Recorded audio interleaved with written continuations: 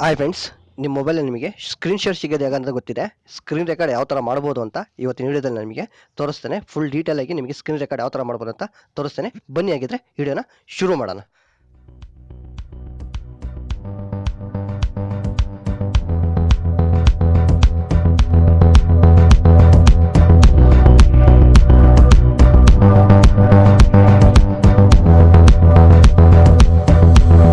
Subscribe now and press the bell icon. Never miss an update.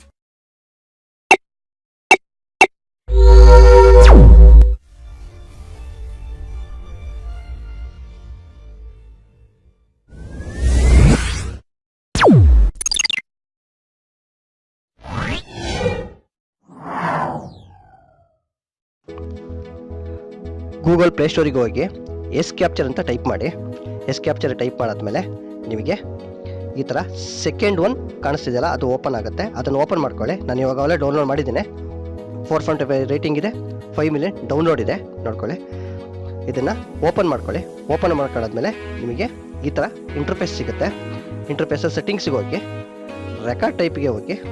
Record ಟೈಪ್ಗೆ ಹೋದ್ಮೇಲೆ ನೀವು record ಟೈಪ್ನ 2 ಟೈಪಲ್ಲಿ ಇಟ್ಕೊಳ್ಳಿ. Okay ಕೊಡಿ. ಓಕೆ ಕೊಟ್ಟಾದ್ಮೇಲೆ ಕೆಳಗಡೆ ಇಲ್ಲಿ ರೆಕಾರ್ಡ್ ವಾಯ್ಸ್ ಅಂತ ಇದೆ, ರೆಕಾರ್ಡ್ ಆಡಿಯೋ ಅಂತಿದೆಯಲ್ಲ, ಇದನ್ನ ಆನ್ ಮಾಡಿ ಇಟ್ಕೋಬಹುದು, ಬೇಕಿದ್ರೆ ಆಫ್ ಮಾಡಿ ಇಟ್ಕೋಬಹುದು. ಇಲ್ಲಿ ಟೈಮಿಂಗ್ಸ್ ಇದೆ. ಸ್ಕ್ರೀನ್ ನಿಮಗೆ ಎಷ್ಟೊತ್ತು ಟೈಮಿಂಗ್ಸ್ ಬೇಕಂದ್ರೂ ಕೂಡ ಅಷ್ಟೊತ್ತು ಟೈಮಿಂಗ್ ನೀವು ಸೆಟ್ ಮಾಡ್ಕೋಬಹುದು.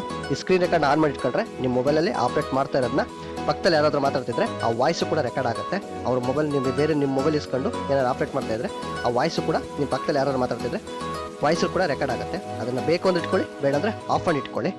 ಇದರಿಂದ ನಿಮಗೆ ಬಂದರೆ ನಿಮಗೆ ಯಾವ ಫೋಟೋಸ್ ಏನಾದರೂ ಬೇಕು ಅಂದರೆ ನೀವು ಫೋಟೋಸ್ ಏನಾದರೂ ಸ್ಕ್ರೀನ್ ಶಾಟಲ್ಲಿ ತೆಗೆದು ಏನಾದರೂ ಫೋಟೋಸ್ ಇದ್ದರೆ ಫೋಟೋಸ್ನ ಎಡಿಟು ಕೂಡ ಮಾಡ್ಕೋಬೋದು. ನಿಮಗೆ ಬ್ಯಾಕಪ್ ಫೈಲು ಸಿಗುತ್ತೆ.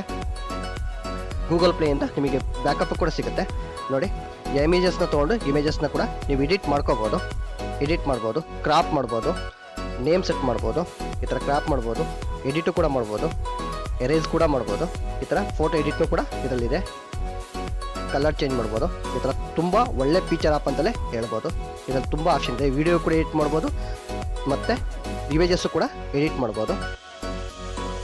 ಮತ್ತು ನೋಡಿ, ಈ ಥರ ಬಂದಾದಮೇಲೆ ನಿಮ್ಗೆ ಏನೇ ಒಂದು ಮೊಬೈಲ್ ನೀವು ಏನೇ ಆಪ್ರೇಟ್ ಮಾಡಿದ್ರು ಕೂಡ ಯಾರೋ ಒಬ್ಬರು ನಂಬರ್ ಟೈಪ್ ಮಾಡ್ತಿದ್ದಾರೆ ಅಂದ್ಕೊಳ್ಳಿ, ಆ ನಂಬರ್ ಟೈಪ್ ಮಾಡಿದ್ದು ಕೂಡ ನಿಮಗೆ ತೋರಿಸುತ್ತೆ.